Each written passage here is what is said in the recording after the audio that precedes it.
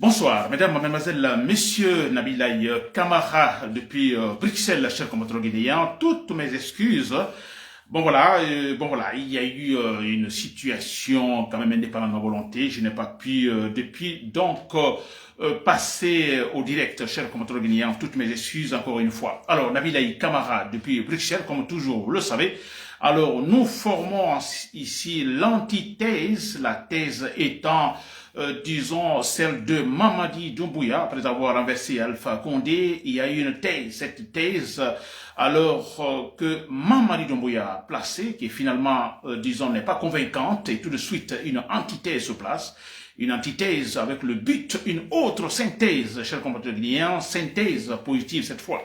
N'est-ce pas? Alors, mon thème ce soir, je parle ce samedi soir, alors je parle de en fait, la soi-disant campagne présidentielle qui me fait sourire et d'ailleurs qui me pousse à rire, donc dans l'eau, comme on le dit, cher compatriotes, n'est-ce pas? Et là, je m'adresse aussi toujours d'ailleurs aux chers soldats patriotes, c'est-à-dire eux seuls peuvent mener ce grand changement que nous souhaitons, un changement positif, un changement radical, un changement rationnel, cher compatriotes, n'est-ce pas? Très bien, pour commencer. Alors, vous l'avez remarqué, alors ces gens, je parle des autorités actuelles qui sont dans une campagne présidentielle, une campagne, je mettrai entre guillemets, une campagne présidentielle quand même qui fait rire, hein, c'est vrai. Alors, le candidat du pouvoir, on ne le voit pas. Ça, c'est un fait surprenant. Moi, je n'ai jamais vu de telle, disons, campagne présidentielle. On ne le voit pas, sillonné par-ci, par-là. Ce sont plutôt les subordonnés ou ces subordonnés qui sillonnent par-ci, par-là, qui dansent par-ci, par-là. Chaque motoguinien, c'est quand même étonnant. N'est-ce pas? Et ce qui est aussi, d'ailleurs, qui me fait sourire d'ailleurs, c'est essayer, je parle de la soi-disant campagne présidentielle. Donc, ils le font, ils se présentent, ils font semblant, on ne sait pas, comme si dans cette campagne présidentielle, comme s'il y avait, c'était une compétition, il y avait une véritable compétition. N'est-ce pas? Comme s'il y avait l'enjeu. Vous comprenez? Comme si, franchement, voilà, il y avait un véritable débat démocratique. Surtout, comme s'il y avait une compétition. N'est-ce pas?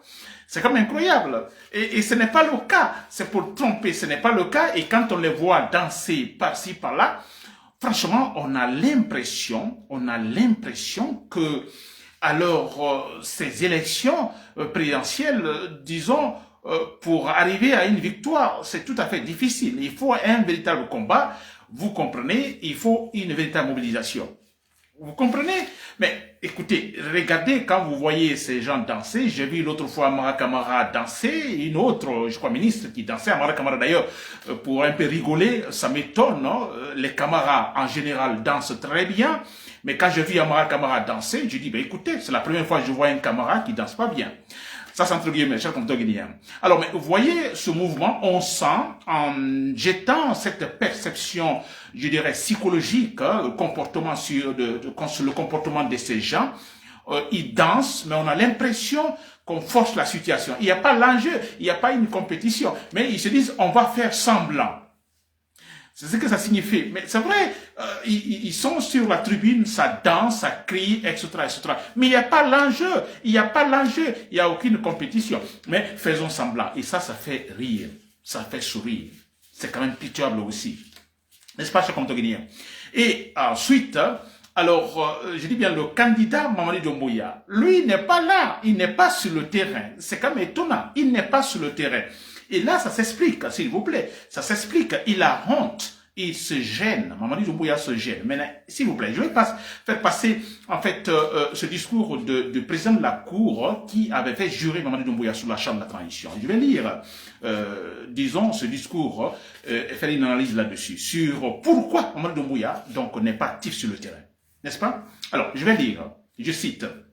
C'est le président de la Cour suprême. Alors, il dit, en jurant devant le peuple, le président de la transition prend publiquement et solennellement la nation entière en témoin de la parole qu'il donne en son honneur à ses compatriotes de ne rien faire ou entreprendre qui serait de nature à contredire, contrarier ou violer la charte et les lois de l'État, ou qui entraverait le fonctionnement normal des institutions issues de la charte. Ou encore, c'est le président de la Cour suprême qui parle, quand il faisait jurer Mamadi Doumbouya. Je continue, il dit, ou encore, qui menacerait l'intégrité du territoire, ou plus encore, qui compromettrait l'indépendance nationale. Fin de citation. Ça, c'était le discours du président de la Cour, vous vous rappelez, c'est ça.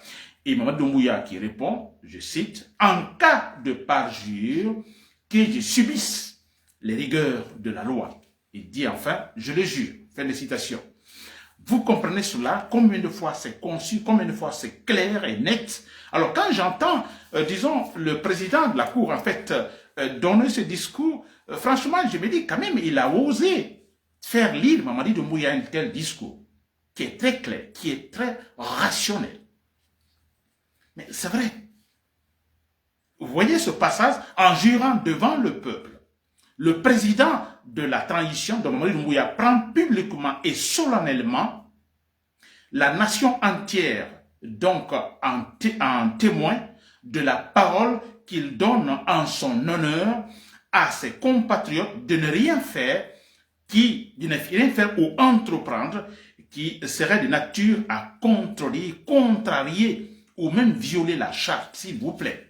C'est le discours du président qui a fait jurer Mamadi Doumbouya le jour de la prestation de serment. Et après cette lecture, Mamadi Doumbouya dit en cas de parjure que je subisse les rigueurs de la loi. Je le jure. Vous voyez cela? C'est quand même tellement clair, j'ai jamais vu ça nulle part. C'est très clair. Et c'est pourquoi les chers patriotes, soldats patriotes qui m'écoutez, s'il vous plaît, relisez ce discours du président de la Cour seulement, ou ce discours tenu pendant la prestation de serment de Mamadi Doumbouya. Lisez, relisez plusieurs fois.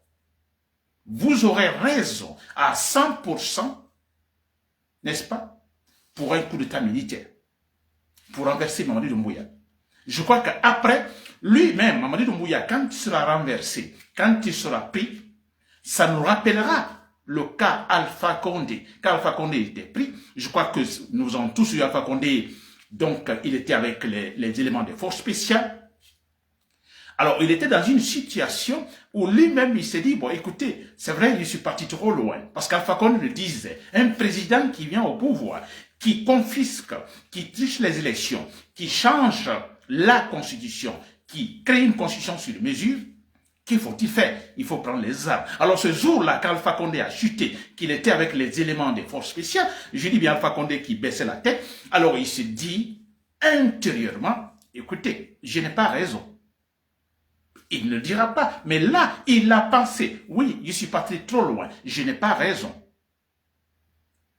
Et quand Mamadi Doumbouya va tomber, je vous assure, il n'y aura aucune différence. Mamadi Doumbouya qui va s'asseoir, il va penser ce qu'il a dit, quand il a juré, quand il a dit, en cas de parjure, que je subisse les rigueurs de la loi. Mamadi Doumbouya qui sera pris, il aura la même attitude qu'Alpha Condé, baissant la tête en disant, c'est vrai, j'ai menti, je suis parti trop loin. Mais ça, c'est clair et net. Et qui expliquerait très clairement, raisonnablement, un coup d'état militaire pour le faire chuter. Il ne pourra pas brancher un mot, c'est clair, comme le cas de Alpha Condé. Alpha Condé peut tout dire, il peut tout dire maintenant. Mais au fond, il sait qu'il n'a pas raison. Il sait, il le dira, oui, ce coup d'état, oui, c'est vrai, parce que je suis parti trop loin. Comme il est orgueilleux, il ne dira pas, mais au fond, quand il est assis, il sait que effectivement, c'est un coup d'état, comme je le dis souvent, rationnel. Et Mamadi Doumbouya qui tombera, mais je vous assure très clairement, ce monsieur qui dira, oui, c'est vrai, je n'ai pas eu raison, je comptais sur mes armes, je comptais sur mes éléments de force spéciale, voilà pourquoi je me suis entêté, mais en fait, je n'ai pas raison. Il le dira, ce moment viendra. Vous avez vu, Mamadi Doumbouya maintenant qui doit aller sur le terrain pour faire une campagne présidentielle, où il va dire, je promets de faire ceci, cela, je promets de respecter ceci. Écoutez, sera-t-il capable de le faire après ce qu'il